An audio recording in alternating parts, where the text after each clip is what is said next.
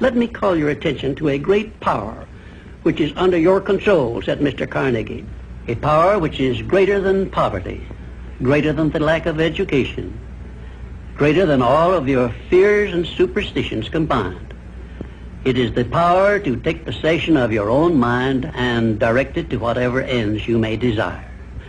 This profound power, Mr. Carnegie continued, is the gift of the Creator, and it must have been considered the greatest of all of his gifts to man, because it is the only thing over which man has the complete and unchallengeable right of control and direction.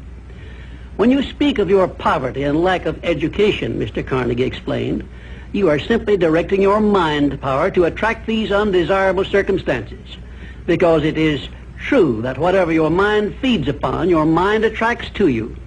Now you see why it is important that you recognize that all success begins with definiteness of purpose, with a clear picture in your mind of precisely what you want from life. Procure a neat, pocket-sized notebook, or something on the order of this one here, loose leaf affair. And on page 1, write down a clear description of your major desire in life, the one circumstance or position or thing which you will be willing to accept as your idea of success. And remember before you begin writing that your only limitations are those which you set up in your own mind or permit others to set up for you.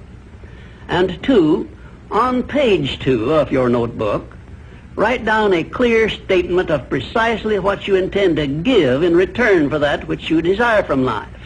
And then start in right where you stand now to begin giving. And 3, memorize both of your statements, what you desire and what you intend to give in return for it, and repeat them at least a dozen times daily. And always end your statements with this expression of gratitude for the blessings with which you were gifted at birth. I ask not, O divine providence, for more riches, but more wisdom with which to accept and use wisely the riches I received at birth in the form of the power to control and direct my mind to whatever ends I desire. And now let me close this, our first visit, with my favorite expression of gratitude.